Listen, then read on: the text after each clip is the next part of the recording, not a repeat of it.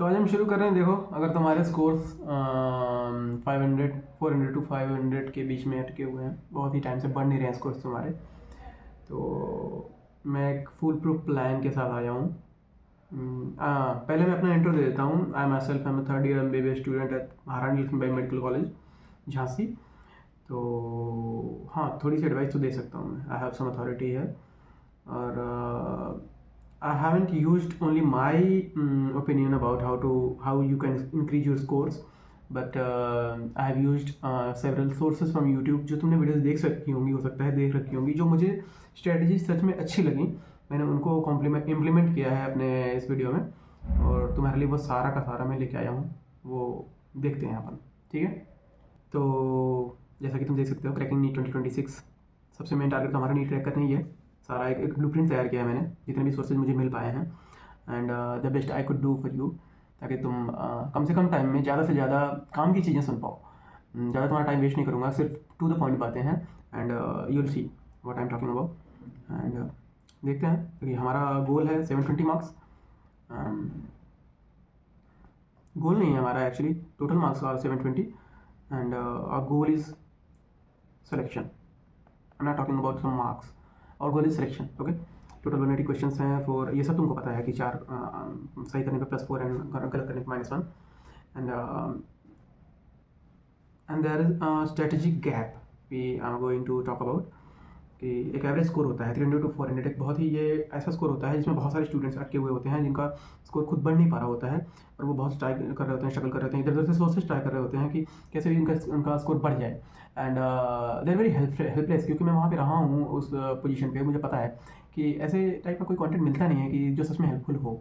तो मैंने ट्राई किया है कि एक ऐसा बनाया जाए कंटेंट कि जिससे तुम्हारी हेल्प हो इस मामले में, कि तुम्हें अपने मार्क्स को तुम्हारी अपनी नॉलेज, प्रेजेंट नॉलेज के बेसिस पे इंक्रीज किया जा सके। क्या कर सकते हैं, ठीक है।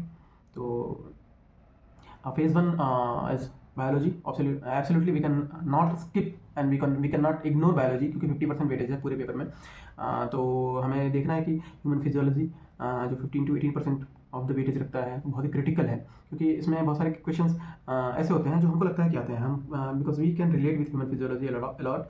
तो हमें ये मिसकंसेप्शन होता है कि ये चीज़ें हमें आती हैं, but we are most of the time, और बहुत ही बार हमको रॉन्ग आंसर टिक करने में बहुत ही जल्दी कर देते हैं, बहुत मिस्टेक करते हैं। तो we have to keep in mind, and there is genetics and evolution, जो भी human physiology, genetics and evolution, ये दोनों क्रिटिकल मैथ हैं। इसके बाद हम बॉटनी में जाएंगे, तो बॉटनी में और ह्यूमन में दोनों में रिप्रोडक्शन बहुत ही हाई वेटेज है।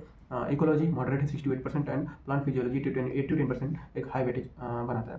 तो हमारी स्ट्रैटेजी क्या है बायोलॉजी के लिए? सबसे बेसिक स्ट्रैटेजी जो तुमने हर किसी से सुना होगा कि read NCERT line by line, diagrams तो नॉन नेगोशिएबल हैं कि तुमको डायग्राम्स और लाइन बाय लाइन NCERT रटी हुई ही होनी चाहिए। एंड देन आता है फेज़ 1 जो हमारा है कि इसमें हाई टॉपिक्स देखते हैं कि हमारे जो फिजिक्स में, केमिस्ट्री एंड बायोलॉजी में है। तो फिजिक्स में, बायोलॉजी तो हमने देख ली, एंड फिजिक्स में हमारे मैकेनिक्स से 12 to 15% वेटेज बनाता है। और मैकेनिक्स एक ऐसा पोर्शन है जिसको बच्चे बहुत ज़्यादा टाइम बहुत देते हैं, पर थोड़ा न्यूमेरिक है, थोड़ा कैलकुलेशंस है, थोड़ी मैथमेटिक्स है, तो थोड़ी सी हार्ड भी लगती है बहुत सारे स्टूडेंट्स को। तो इसमें हमको कंसेप्ट को बहुत ही क्लियर रखना है, और न्यूमेरिकल्स पे बहुत ज़्यादा फोकस करना है। मॉडर्न फिजिक्स है, छोटे न्यूमेरिकल्स होते हैं, जल्दी सवाल हो जाते हैं, और वेटेज भी अच्छा खासा है, 10 to 12% ऑफ वेटेज है पूरी फिजिक्स में। एंड उनके भी कंसेप्ट और न्यूमेरिकल पे बहुत ही ज़्यादा वेटेज फोकस करने की जरूरत है। एंड यहाँ पे आती है हमारी ऑप्टिक्स में कभी होता है कि क्वेश्चन नहीं आते हैं, पर most of the time question ज़्यादा आते हैं, वेटेज अच्छा खासा होता है, और न्यूमेरिकल्स और कॉन्सेप्ट्स पे बहुत ही ज़्यादा पकड़ होनी बहुत ही जरूरी है, ठीक है। तो फिर हमारी आती है chemistry, which is we can say physical chemistry. सारे फार्मूलाज एंड डेरिवेशंस तुमको एक्चुअली डर लगता है बच्चों को, थर्मोडायनेमिक्स, इक्विलिब्रियम, फार्मूलाज हैवी होते हैं, पर एक बार सीख लो, एक बार इनके कंसेप्ट्स को विजुअलाइज कर लो ब्रेन में कि कैसे ये अप्रोच इनकी सीख लो, तो बहुत ही आसान हो जाता है, ठीक है। Numerical problem solving and understanding core principle पे ज़्यादा ध्यान देना चाहिए। एंड इनऑर्गेनिक के लिए तो मैं कहूँगा कि देखो, सारा का सारा मेमोराइजेशन का है, NCERT छोड़ के कहीं नहीं जाना है, क्योंकि इससे लगाएगा नहीं NCERT। इनऑर्गेनिक बहुत ही ज़्यादा है, ठीक है। इसमें क्वेश्चन बनाने होंगे तो बहुत ही मुश्किल बनाए जा सकते हैं, अच्छे भी बनते हैं, सवाल आते भी हैं। तुम्हें इसमें ट्रेंड्स जो चल रहे हैं, जिस तरह के क्वेश्चंस आते हैं, एक्सेप्शंस सारे पता होने चाहिए। केमिकल प्रॉपर्टीज़, जो हमारी जो ब्लॉक केमिस्ट्री होती है, वो सारी की सारी बहुत ही इंपॉर्टेंट है, आती ही है, ठीक है। ऑर्गेनिक केमिस्ट्री में तुमको बताने की जरूरत नहीं है, reaction mechanisms, named reactions and reagents and intermediates, ये सब है, ऑर्डर ऑफ रिएक्शंस, ये बहुत इंपॉर्टेंट है, सारा का सारा यही आता है। ठीक है। Then we come to phase 2 कि हमें पहले अपने सिलेबस को अप्रॉक्स 80-90 चैप्टर्स हैं, उसमें 2 पार्ट्स में डिवाइड करना है कि जो चैप्टर्स हमें आते हैं, जो हमें लगता है कि हमारे कंप्लीट है, ठीक है, 2 पार्ट में डिवाइड करेंगे। एंड उसमें हम रखेंगे कि एक कंप्लीट है और एक इनकम्प्लीट है। कंप्लीट में हम 100% कॉन्फिडेंट है तभी रखेंगे, और उन कंप्लीट के लिए स्ट्रैटेजी ये है कि उनका बस हम रिवीजन करेंगे, रिवीजन करेंगे, ठीक है, मेंटेनेंस रिवीजन करेंगे। एंड इनकम्प्लीट और वीक पॉइंट्स के लिए मैं एक प्लान है एक्चुअली जो मैंने फॉलो किया था कि तुमने अभी तक तो पढ़ाई, तो लेक्चर्स अगर कोचिंग के चल रहे हैं तो अच्छे हैं, अच्छी बात है, पर अगर तुम रिपीटर हो या फिर तुम कोचिंग नहीं ले रहे हो या फिर तुम किसी और छोटे प्लेटफॉर्म से पढ़ रहे हो जो कि रिवीजन वीडियोस प्रोवाइड करते हैं, 1 शॉट वीडियोस प्रोवाइड करते हैं, अच्छे होने चाहिए, अच्छे प्लेटफॉर्म होने चाहिए। मैं एक वीडियो बना दूंगा जिसमें तुमको अच्छे सोर्सेज बता दूंगा जहाँ पे तुम 1 शॉट वीडियोस, अच्छे क्वालिटी के वीडियोस देख सकते हो। 1 शॉट वीडियोस देखो, उसके बाद चैप्टर वाइज पीवाईक्यू करो। पीवाईक्यूज मस्ट हैं, छोड़ना ही नहीं है, हर एक पीवाईक्यू तुमको आना चाहिए। नहीं आ रहा है सीख लो, रट लो, कैसे लगता है ऐसा वाला सवाल आएगा तो रट लेना है, बस कर देना, ठीक है। एंड थर्ड इज एनसीईआरटी, जो छोड़नी ही नहीं है। एनसीईआरटी को तो एनसीईआरटी तो मतलब मुझे बोलना ही नहीं चाहिए, किसी भी टीचर को बोलना ही नहीं पड़ना चाहिए कि तुम अगर नीट या जेईई के एस्पिरेंट हो तो तुमको एनसीईआरटी पकड़नी है, ये बोलने की जरूरत ही नहीं पड़नी चाहिए, ठीक है। एंड तुम इस टोटल के लिए अभी आज के हिसाब से बता रहा हूँ, तो इस टोटल कंप्लीट एंड इनकम्प्लीट दोनों मिला के revision with 1 shot video, chapter wise PYQ and NCERT मिला के तुमको नेक्स्ट 2 मंथ्स में सारा का सारा कंप्लीट कर लेना पड़ेगा if you want a good hold on your paper, upcoming paper. And second thing in phase 2 is I would like to talk about हमारी बायोलॉजिकल साइकिल, जिसमें हम बिल्कुल ध्यान देते हैं। नीट प्रिपरेशन के फेज में हम कभी भी सो रहे हैं, कभी भी खा रहे हैं, कभी भी कुछ भी कर रहे हैं। एग्जाम टाइम जो हमारा 2 to 5 होता है उसमें सो रहे हैं, पता क्योंकि हम पूरे दिन पूरी रात पढ़ रहे हैं, 12-12 घंटे पढ़ रहे हैं, ठीक है। लेकिन हमारा जो एक्चुअल जो हमारी एफिशिएंसी है, जो हमको जिस मोस्ट ऑफ द टाइम हमें जिस टाइम पे एक्टिव होना चाहिए, जो कि 2 से 5 है, हमारा पेपर का टाइम 2 से 5 होने वाला है, एक्सपेक्टेड हमेशा यही होता है। तो हमारी बॉडी को, हमारे माइंड को इस टाइम पे सबसे ज़्यादा एक्टिव होना चाहिए। हमारी बॉडी को पता होना चाहिए कि इस टाइम पे मुझे काम करना है, इस टाइम पे ही मुझे डिलीवर करना है जितना भी मैंने 1 साल में सीखा है। तो तुम्हें इस चीज़ के लिए अपने ब्रेन को शुरुआत से ट्रेन करना पड़ेगा। This is a clock I have prepared through many sources. Actually सब कुछ मेरा ही नहीं है, मैंने बहुत सारे सोर्सेज से इकट्ठा करके ये पूरा बनाया हुआ है। तो तुम फिजिक्स केमिस्ट्री के लिए 7 घंटे 5 आवर्स बायोलॉजी के लिए दे सकते हो। एंड बाकी टाइम तुम्हारा देखो minimum 7 to 8 hours of sleep, okay, breaks and naps सब कुछ मिला के, एंड 2 to 5 सुबह दिन में 2 से 5 तुम्हें एग्जाम मोड में रहना है, बिल्कुल अलर्ट, पढ़ाई करनी है, पेपर्स लगाने हैं, पीवाईक्यू सॉल्व करने हैं, जो भी तुम कर रहे हो सबसे ज़्यादा प्रोडक्टिव जिस चीज़ में भी तुम रह पाओ। मोस्ट ऑफ द टाइम तुमको पीवाईक्यू लगाने चाहिए या फिर एक मॉडल पेपर सॉल्व करना चाहिए ऐसे टाइम पे 2 से 5 एग्जाम के 1 महीने पहले से। तो मैंने तो 1-1.5 महीने पहले हर एक दिन एक पेपर लगाए थे। तो and this is most important I would say, do not sleep during red zone. ये रेड जोन जो तुम देख रहे हो 2 से 5 बजे तक, 2 से 5:20 तक का टाइम जो पेपर का होता है, इसमें सोना नहीं है। हमारे ब्रेन को ट्रेन करना है कि हम, ताकि वो सबसे बेस्ट डिलीवरी दे पाए उस एग्जाम के दिन, ठीक है, क्योंकि सारा कुछ मैटर करता है। पूरे साल की पढ़ाई सिर्फ उस 3 घंटे में तुम कितना डिलीवर कर पाते हो मैटर करता है।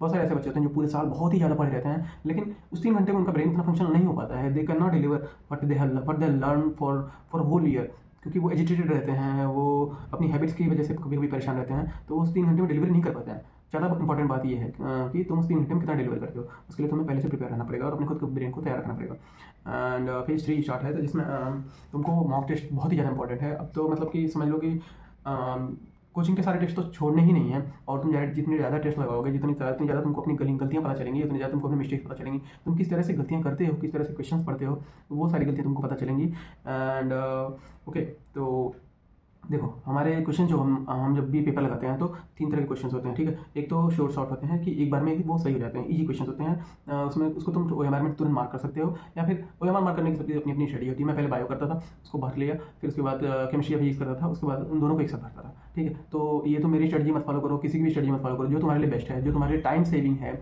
वो तुम फॉलो करना, ठीक है।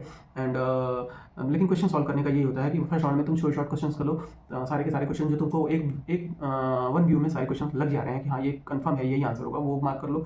एंड सेकंड राउंड करो जिसमें कि तुमको लगता है कि एक सवाल मुझसे बन जाएगा but it will take time, या फिर इसको रिकॉल करने में मुझे या इसके फॉर्मूला को डेरिवेट करने में टाइम लगेगा, तो उसको तुम स्किप कर सकते हो। या फिर तुमको लग रहा है कि अगर ये 1 मिनट में या 1.5 मिनट में हो जाएगा तो उसको तुरंत कर सकते हो। पर मैं कहूँगा कि ऐसे क्वेश्चन जो तुमको लग रहा है कि सही हो जाएंगे, उनको तुम सेकंड विजिट में देख सकते हो, ठीक है। एंड राउंड 3 डिफिकल्टी वाले क्वेश्चंस, लेंथी क्वेश्चन जो होते हैं, जिनमें तुम कॉन्फिडेंट नहीं होते कि ये सही होंगे या गलत होंगे, और टाइम भी वेस्ट हो सकता है उस एक क्वेश्चन को करने में 5 मिनट लग गया और उस 5 मिनट में तुम अगले 10 क्वेश्चन सही कर लो जो तुमको आते हैं, और वो एक क्वेश्चन गलत हो जाए, तो इसलिए तुम्हें टाइम का बिल्कुल ध्यान रखना है। एंड एक फ्रीक्वेंसी कैलेंडर मेंटेन कर सकते हो तुम चाहो तो, कि अभी तुम शुरुआत के 1 से 3 महीने जो भी एग्जाम से पहले बचे हुए हैं, 3-4 महीने बचे हुए हैं, तो तुम पेपर्स लगाओ। ये एवरी 15 डेज नहीं, ये तो this is not ideal for two days time. तुम जितने ज़्यादा पेपर्स लगाओ उतने ज़्यादा अच्छा है, क्योंकि उतनी ज़्यादा कमी है, तुम्हें अपनी गलतियाँ इंप्रूव करने का टाइम मिलेगा। एंड लास्ट मंथ में तो आई वुड से पर हर दिन एक 2 से 5 एक पेपर लगाओ ही लगाओ। पेपर तुम्हें बहुत ही देखो हर जगह से मिल जाते हैं तुमको। तुम नीट प्रिपरेशन कर रहे होगे तो कोचिंग्स के पेपर, अच्छी कोचिंग्स के पेपर खराब नहीं लगाने, ठीक है, जो अच्छे पेपर बनाते हैं और अच्छा सोल्यूशन प्रोवाइड करते हैं। ऐसा नहीं कि तुमने कोई पेपर लगाया कहीं से भी सोल्यूशन कमी ले रहे हो तो उसके आंसर खुद के हिसाब से अज्यूम कर रहे हो कि ये होगा वो होगा, ठीक है, तो ऐसे पेपर नहीं लगाने। एंड और हाँ, जो 15 क्वेश्चन में से 10 क्वेश्चन अटेम्प्ट करने होते हैं, अगर तुम्हें शुरुआत के 10 क्वेश्चन आ रहे हैं, श्योर फॉर श्योर कंफर्म होगी तुम वो 10 क्वेश्चन सही हैं, तुम्हें अगले 5 देखने की जरूरत नहीं है, ठीक है। तुम टाइम वेस्ट करोगे। अगर तुमको अगले 5 देखने हैं तो तुम्हें फिजिक्स के, केमिस्ट्री के और बायो के वो 10-10 क्वेश्चन लगा लो। उसके बाद तुम देख लो कि हाँ, फिल करने से पहले देख लो कि हाँ भाई मुझे अगर इससे भी ज़्यादा ईजी क्वेश्चन है, ज़्यादा श्योर है, तब लगाना। लेकिन अगर तुम्हारे शुरुआत के 10 क्वेश्चन बन जा रहे हैं और तुम बाकी के 5 करने में भी टाइम वेस्ट कर रहे हो, तो कहीं ना कहीं वो तुम्हारा टाइम खा रहा है। तुम हो सकता है कि कुछ ऐसे क्वेश्चन मिस कर दो अगले सब्जेक्ट में जो तुम कर सकते थे, ठीक है। एंड फेज 3 इज़ ये एक्चुअली मैंने लिया है यूट्यूब से, एक वीडियो था, बहुत ही अच्छा वीडियो मुझे लगा। इसमें हमारे पास 4 टाइप के क्वेश्चन होते हैं: immediate right, immediate wrong, delayed right and delayed wrong. Immediate right है स्ट्रॉन्ग एरिया है, उसको तुम्हें सिर्फ रिवीजन में रखना है। Immediate wrong and delayed right. Immediate wrong है कि सिली मिस्टेक्स है, ओवर कॉन्फिडेंस है, ये बहुत ही ज़्यादा डेंजरस है, यहीं पे हमारे मार्क्स कम होते हैं, इसको ध्यान से सुनना, यहीं पे हमारे सारे मार्क्स कम हो जाते हैं। एंड डिलेड राइट है कि हमें कंसेप्ट तो आता है लेकिन हम वहाँ तक पहुँचने में टाइम लगा रहे हैं। हमें लगता है कि हमें आता है पर वो हमारे लिए इंजरीज हो रहा है कि बिकॉज ऑफ ओवर कॉन्फिडेंस और lack of clarity in concept हम उसको मिस कर रहे हैं कहीं ना कहीं। तो एंड डिलेड रॉन्ग, तो टाइम भी ले रहा है और गलत भी हो रहा है। यहाँ पे आता है ईगो और लैक ऑफ कॉन्सेप्ट। तो हो सकता है कि हमारी कंसेप्चुअल नॉलेज ख़राब हो और या फिर हम ईगो में हो, ईगो की वजह से हम क्वेश्चन को अब तो सही करके दिखाऊंगा, इसको ये नहीं करना है, कभी भी नहीं करना है, क्योंकि उस सही करके दिखाऊंगा तुम्हारी 1 साल की प्रिपरेशन को वेस्ट कर सकता है, ठीक है। तो इसमें तुम्हें immediate right, immediate wrong, delayed right, delayed wrong. यहाँ पे जो रेड जोन जो हमारे मैं तुमको बताऊंगा ये दोनों हैं, देखो, immediate wrong and delayed right. ये दोनों चीज़ें इंप्रूव करके हम हमारे स्कोर्स को बहुत ही ज़्यादा इफेक्टिवली इंप्रूव कर सकते हैं। इस जोन में अगर हम काम करें तो हम 50 to 60 मार्क्स नेक्स्ट पेपर से ही इंप्रूव करने लगेंगे। मैं तुम्हें दिखाता हूँ अभी कैसे करेंगे, ठीक है। एंड एक तुम अपनी एक एरर फाइल तैयार कर सकते हो। मैं तैयार करता था, मेरे पास एक छोटी सी नोटबुक थी, फाइल क्या जो डायरी नोटबुक जो भी कहते हो, उसमें मैं लिखता था कि किस टाइप के क्वेश्चन मेरे से गलत हो रहे हैं, क्या मैं गलत कर रहा हूँ, क्वेश्चन को मैं गलत पढ़ रहा हूँ क्या, या गलत समझ रहा हूँ क्या, या फिर मेरी अप्रोच क्या है क्वेश्चन को लेके और क्या होनी चाहिए। जैसे कि अगर कोई बायोलॉजी का क्वेश्चन गलत हुआ अगर मेरा बायोलॉजी का कोई क्वेश्चन गलत होता है तो I would ask my self कि ये क्यों गलत हुआ है। तो मुझे पता चलेगा या तो मुझे नहीं आता है, या तो मुझे ओवर कॉन्फिडेंस है, या तो मैंने क्वेश्चन को ही गलत पढ़ा है कि except, why, not incorrect, correct, ये सब पढ़ने में गलतियाँ हो रही हैं। तो उसको मार्क करना है और नोट करना है उसमें कि ये पढ़ने में गलती हुई थी, यहाँ पे here is my mistake, okay. उसको नोट करोगे तुम और बार बार देखते रहोगे उसको खोल के। ऐसा मैं नहीं, पढ़ाई की तरह नहीं देखना है, पर उसको देख लोगे तो तुम्हें ये एक सबकॉन्शियस माइंड में जाएगा कि ये वाली गलती तो नहीं करनी, ये वाली गलती की थी मैंने पिछली बार, ठीक है। तो इसमें क्या जाता है एक्चुअली, तो this is about all I immediate wrong, okay. Immediate wrong question high most priority है, क्योंकि इमीडिएट रॉन्ग क्वेश्चन वो होते हैं जो हमें लगता है कि हमें आ रहा है लेकिन हमें नहीं आ रहे होते हैं, ठीक है। Immediate wrong question are high priority, इन पे तुमको ज़्यादा से ज़्यादा काम करना है, इनकी एक एरर फाइल बनानी है और इनको धीरे धीरे ग्रेजुअली इंप्रूव करते हुए चले जाना है, ठीक है। डिलेड रॉन्ग क्वेश्चन, इनके अप्रोच को सही करना है, इनकी अप्रोच हमारी सही नहीं है, ये हमें आते हैं, डिले हो रहे हैं, नहीं, डिलेड रॉन्ग क्वेश्चन आर कि टाइम भी ले रहे हैं और गलत भी हो रहे हैं। कंसेप्ट हमको सीखना पड़ेगा, हमको कंसेप्ट नहीं आता है या फिर ओवर कॉन्फिडेंस है उस टॉपिक को लेके, तो उसको सही करना पड़ेगा। ओवर कॉन्फिडेंस को करेक्ट करो या फिर उसको मार दो, भाई कॉन्फिडेंस नहीं रहना है, ठीक है। फालतू हमें क्वेश्चन सही करने से मतलब है ना, एक सीट लेनी है हमें, 4 क्वेश्चन 4 नंबर लेना है ना, तो क्यों फालतू का कॉन्फिडेंस रखना, उसको क्लियर कर लो, ठीक है। एंड डिलेड राइट फार्मूलाज, जिनके ऐसे मान लो कि कोई फार्मूला है तुम्हें आता है पर तुम्हें लग रहा है कि उसकी तुमको डेरिवेशन करनी पड़ेगी, तो फार्मूला आएगा तो क्वेश्चन अप्लाई करोगे तो आंसर निकालोगे, तो इसमें टाइम जा रहा है, सही भी हो रहा है, प्लस प्रोबेबिलिटी है, ठीक है। क्योंकि टाइम जाता है, एग्जाम में पैनिक होता है तो हम थोड़ी सी गलती करने की टेंडेंसी बढ़ जाती है। तो इसको तुम देख के एंड इस फाइल को तुम एक बार वीक में या 4-5 दिनों में एक बार देख सकते हो, जिससे तुम्हारी खुद की गलतियां तुम्हें पता रहेंगी कि तुम ये गलतियां बार बार करते हो और वो तुम गलती नहीं करोगे। मोस्ट ऑफ द टाइम यही होता है, हमारी टेंडेंसी होती है कि जब हमारी गलतियां हमें रिकॉल कराई जाए तो वो गलती जस्ट करने से पहले हमको याद आ जाता है कि ये वाली तो नहीं करनी है गलती, ठीक है। एंड नेगेटिव मार्किंग को मिनिमाइज करना है, सीधी सी बात है। देखो, अगर तुम्हें सब कुछ आता है लेकिन तुमने अगर छोटी छोटी गलतियाँ की जिसकी वजह से नेगेटिव मार्किंग हो रही है और वो तुम्हारे मार्क्स को कहीं ना कहीं अगर इफेक्ट कर रही है तो फिर ये तो बहुत ही गलत बात है, ठीक है। कीवर्ड्स को तुम बिल्कुल ही मत मिस करो। अगर तुम अपना कोचिंग का पेपर दे रहे हो तो उसमें कीवर्ड्स को अंडरलाइन या फिर एक सर्कल कर लो। नीट के पेपर में भी तो फिजिकल पेपर मिलता है तो उसमें तुम सर्कल कर सकते हो कि which is not correct, not incorrect, except, what not, ये क्वेश्चन ये इसको तुम मार्क कर लो कि हाँ भाई इसको माइंड में रख के आगे चार के ऑप्शन देख, चार के चार ऑप्शन देखने। कभी कभी नॉट पूछता है, नॉट करेक्ट पूछता है, नॉट इनकरेक्ट पूछता है, नॉट इनकरेक्ट मतलब करेक्ट पूछ रहा है, ठीक है। तो मतलब हम हमारी अप्रोच कैसी है क्वेश्चन को लेकर, जल्दी जल्दी पढ़ने में हम गलतियाँ कर देते हैं, वो नहीं करना है। एंड हमें हमेशा गेस तभी मारने हैं अगर कभी कभी हम सवाल में तुक्का मारने का मन करता है, ऐसा लगता है कि आ रहा है यार तुक्का मार देना चाहिए, तो अगर तुक्का तभी मारो अगर तुम उसमें से दो ऑप्शंस को 100% एलिमिनेट कर पा रहे हो। दो ऑप्शन एलिमिनेट हो गए, तुम्हें सिर्फ दो ऑप्शन में डाउट है, तो तुम एक में तुक्का मार सकते हो। अगर तुम सारे ऑप्शन में डाउट है तो उसमें भी तुक्का मार रहे हो तो गलती होने के चांसेस बहुत ज़्यादा है, ठीक है। तो तुक्का नहीं मारना है। एंड बबल्स बबल्स तो अच्छे से भरने पड़ेंगे, उसमें तुम्हें बताने की जरूरत नहीं है, ठीक है। एक अच्छी पेन यूज़ करनी चाहिए एग्जाम प्रैक्टिस के टाइम भी, क्योंकि नीट वाले तो जो पेन देते हैं वो ठीक होती है, डिसेंट होती है, उससे अच्छा से गोले भर लेते हैं। तो उसी टाइप की कोई पेन यूज़ करो। ऐसा नहीं कि तुम यहाँ पे कोई बहुत ही मोटी या फिर बहुत ही पतली पेन यूज़ कर रहे हो जिससे तुम्हारी प्रैक्टिस खराब है और वहाँ पे तुम गलती कर रहे हो। तो हमारे फीलिंग में कभी भी गलती नहीं करनी चाहिए, ध्यान से करना चाहिए, ठीक है। एंड टाइमिंग का तो बहुत ही ध्यान रखना पड़ेगा। Fill bubbles after completing each page, okay. Each page each subject सबका अलग अलग तरीका होता है। मैं बायो पहले करता था, फिजिक्स की, केमिस्ट्री, ऐसे कुछ भी तुम अपना तुम्हारे लिए जो बेस्ट सूट करे वो करना है, ठीक है। एंड ये सब तो तुम्हें पता ही है कि कैसे यूज़ नहीं करना होता है नीट के एग्जाम्स में, सब कुछ तुम इतना तो तुमको पता ही है, ठीक है। एंड जो मैंने बताया कि बहुत सारे बच्चों की ये दिक्कत होती है कि 6 से 7 घंटे सो लिया फिर भी नहीं एक्टिव माइंड रह रहा है। कि ऐसा इसलिए होता है क्योंकि तुम 6 से 7 घंटे से सो ले रहे हो, ठीक है। ऐसा सो रहे हो तो वो भी स्ट्रेस में सो रहे हो कि यार सोना है सोना है सोना है सोना है, तभी तो पढ़ पाऊंगा। सो लिया उसके बाद तुम पता चला ग्राइंड कर रहे हो, लगातार पढ़ते ही जा रहे हो पढ़ते ही जा रहे हो पढ़ते ही जा रहे हो। भाई ब्रेन को थोड़ा सा रेस्ट करने की जरूरत पड़ती है। थोड़ा रेस्ट का मतलब कि 10 मिनट 15 मिनट प्राणायाम, योगा, जो भी तुम्हारी हॉबीज़ हो, कुछ पसंद हो, गाना सुनना हो, म्यूजिक हो, कुछ छोटे मोटे गेम्स हो, 30 मिनट ब्रीदिंग प्राणायाम डेली कुछ भी करना हो तो तुम इंटरवल्स में कर लिया करो, थोड़े थोड़े 15 मिनट 20 मिनट बीच बीच में कर लिया करो पढ़ाई के, या फिर दोस्तों से बात करना, कुछ भी प्रोडक्टिव होना चाहिए लेकिन, हाँ ठीक है। और और और एक बात बताऊंगा, पैनिक कंट्रोल मस्ट है किसी भी competitive exam, not only NEET. तो अगर ये क्वेश्चन टफ है तो मुझसे लड़ोगे कि भाई तेरे को सॉल्व करके दिखाऊंगा, तो वो तेरे को फेल करके रख देगा, ठीक है। इसलिए क्वेश्चन टफ है छोड़ो, अगले वाले क्वेश्चन पे जाओ। हो सकता है अगले 4 क्वेश्चन आसान हो जो तुम कर लोगे, लेकिन इस टफ को करने के चक्कर में तुम उन 4 को भी गलत कर दोगे या फिर उन 4 को करने का टाइम खो दोगे, समझ रहे हो। इसलिए लड़ना नहीं, कभी भी क्वेश्चन से फाइट नहीं करनी, क्वेश्चन से तुम्हें प्यार से पेश आना है। Prioritize answerable question, okay. Answerable, don't get stuck on difficult item.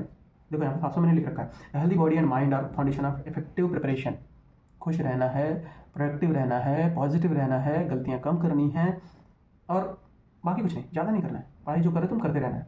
देखो मैं 12 घंटे इसमें बताऊंगा अभी आगे कि 10 का 12 घंटे पढ़ो। बहुत लोग हैं 6 घंटे पढ़ के 5 घंटे पढ़ के भी नीट क्रैक करेंगे, करते हैं, करते आ रहे हैं, ठीक है। वो तुम्हारे ऊपर अप्लाई होता है। पर मैं जो ये तुमको स्ट्रैटेजी या टिप्स बता रहा हूँ, ये तुम्हें कहीं ना कहीं अगर तुम कहीं लैग कर रहे हो, कुछ छोटी मोटी गलतियाँ कर रहे हो, तो वो मैं तुम्हें ये चीज़ तुम्हें थोड़ी सी इंप्रूव करने में हेल्प करेगी, ठीक है।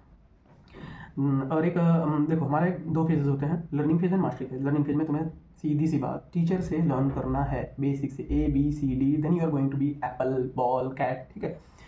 तो डेली रूटीन तुम्हारा होना चाहिए कि 2 से 5 तुम्हारा मॉक टेस्ट देना ही देना है। एक पेपर लगाना ही लगाना है, वहाँ उस टाइम तुम्हारे ब्रेन को एक्टिव ही रहना पड़ेगा।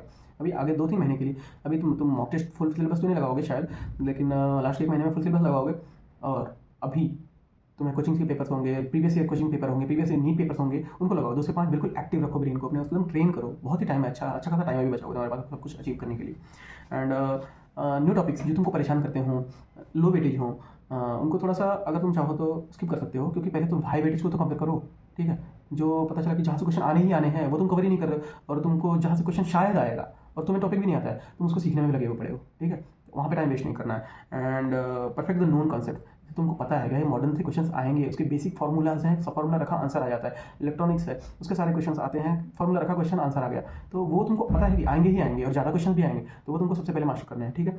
एंड एक प्रो टिप है कि अगर तुम अपनी सिली मिस्टेक्स, सिर्फ इमीडिएट रॉन्ग वाले क्वेश्चन को, सिली मिस्टेक्स को तुम सही कर लेते हो तो तुम्हारे मार्क्स ऑलरेडी 50 to 100 बढ़ जाएंगे, नेक्स्ट मॉक पेपर में ही बढ़ जाएंगे अगर तुम एनालाइज करते हो ठीक से, ठीक है। and this is all I can say, and I make to more videos if you want, if you comment here what kind of topics you want me to make videos on, जिससे मैं तुम्हारी ज़्यादा help कर पाऊँ। And एक summary है कि focus हमेशा हाई टॉपिक्स पे सबसे ज़्यादा होना चाहिए, genetics, mechanics, bonding, reaction mechanisms, named reactions, ये सब। रूटीन तुम्हारा 10 to 12 ये मैंडेटरी नहीं करूँगा मैं, क्योंकि तुम्हें अपने हिसाब से, तुम्हारी अपनी कैपेसिटी के हिसाब से हो सकता है तुम 5 घंटे में ही सब कुछ कवर कर ले रहे हो। तो पढ़ना है और ईगो नहीं रखना है क्वेश्चन से कभी भी लड़ाई नहीं करनी जिंदगी में। ईगो रखो क्वेश्चन से नहीं, पेपर से नहीं, ठीक है। एंड सिलेबस कंप्लीट होना चाहिए एग्जाम से पहले। सिलेबस कंप्लीट करो, उसके बाद वन शॉट बहुत सारे कोचिंग्स के अच्छे भी हैं, कुछ टीचर्स यूट्यूब पे हैं, उनके भी बहुत सारे अच्छे वन शॉट्स हैं। मैंने फिजिक्स के वन शॉट्स देखे हैं, नीट फिजिक्स कोटा सर हैं, उनके देखें बहुत अच्छे हैं उनके वन शॉट। फर्स्ट पहले मैं तुमको ये बता दूँगा कि साल में निकाले थे उन लोगों ने, और बहुत ही अच्छे हैं। और सारे पीवाईक्यू ऑन टिप्स होने चाहिए, कुछ भी वाक्य तो ऐसे होने चाहिए कि तुमको पता होना चाहिए कि इसकी अप्रोच मैं नेक्स्ट लाइन क्या लिखने वाला हूँ। भाई वो आए हुए सवाल हैं, वही तो इंपॉर्टेंट चीज़ है, वही आएगी, थोड़ा सा चेंज करके आएगी, ठीक है। अपने लास्ट ईयर का पेपर थोड़ा मुश्किल आ गया था, हो सकता है कि ऐसा पेपर हमेशा ना हो, थोड़ा एनालिटिकल मतलब ईजी भी ना हो, एनालिटिकल आएगा, चेंज हो रहा है पैटर्न, थोड़ा थोड़ा चीज़ें चेंज होती हैं टाइम के साथ, लेकिन बहुत ज़्यादा स्ट्रेस नहीं लेना है, नया नॉर्मल बेसिक प्रिपरेशन रखनी है, ताकि अगर बेसिक पेपर आता है तो तुम पैनिक ना करो कि भाई तैयारी तो मैंने सारी न्यूमेरिकल्स करी थी, ये तो थ्योरी वाले क्वेश्चन आ गए, आगे तो लगाने पड़ेंगे ना, सीखने तो पड़ेंगे। अप्लाई ये immediate and delayed analysis every mock test के बाद तुम्हें अप्लाई करनी है, अपनी एरर फाइल तैयार करनी है कि इमीडिएटली रॉन्ग सबसे ज़्यादा ध्यान देना है, एंड डिलेड रॉन्ग डिले भी हो रहा है, रॉन्ग भी हो रहा है, कंसेप्ट ही सीखना है। एंड डिलेड राइट में तुम्हें ऐसा लगता है कि तुम्हें आती हैं ये चीज़ें, पर नहीं आती हैं, वो तुम्हें उन कंसेप्ट को थोड़ा सा पक्का करना है ज़्यादा, और बार बार अपनी एरर फाइल को अपडेट करते रहो, जो उसमें से तुमने इंप्रूव कर लिया है उसको कट कर दो, तुम्हें इससे पॉजिटिवनेस आएगी, तुम्हारा कॉन्फिडेंस बढ़ेगा, एंड उसको बार बार देखते रहो। बस इतना ही कहूँगा मैं। और अपने बारे में बता दूँ तो I myself Devdatt Pal and MBBS third year student at MLBMC Jhansi, and मैंने शुरू किया ये यूट्यूब अभी जल्दी शुरू किया, and I am trying to help NEET aspirants, क्योंकि मुझे पता है कि मैं कर सकता हूँ थोड़ी सी help, and it's all I can do. तो I am doing this, and if you want to subscribe my channel, it will help boost my confidence। फिर मैं आगे और भी वीडियोस लाऊंगा, तुम अभी नीट के पहले तक तो बहुत सारी वीडियोस लाने वाला हूँ, जिससे तुम्हारी डेफिनेटली हेल्प होगी, और तुम्हारा टाइम फालतू का वेस्ट कभी भी नहीं कर रहा हूँ, तो और तुम भी कहीं टाइम वेस्ट मत करो फालतू का, ज़्यादा से ज़्यादा अपनी पढ़ाई पे फोकस करो, और थोड़ा सा भी सोशल मीडिया और बाकी चीज़ों से दूर रहो। हाँ, कुछ चीज़ें पढ़ने के लिए यूट्यूब पे या फिर अच्छी प्रोडक्टिव वीडियोज़ देखने के लिए आ सकते हो तुम, and most of the time you should be with your NCERT, with your notebooks, with your formula sheet, with your जो भी तुम्हारी प्रोग्रेस में हेल्प करे, ठीक है। Best of luck on E2026, and let me know which topic you want me to talk on next, या फिर तुमको किस चीज़ में हेल्प चाहिए जिससे तुम्हारी नीट की जर्नी आसान हो सके। Thank you.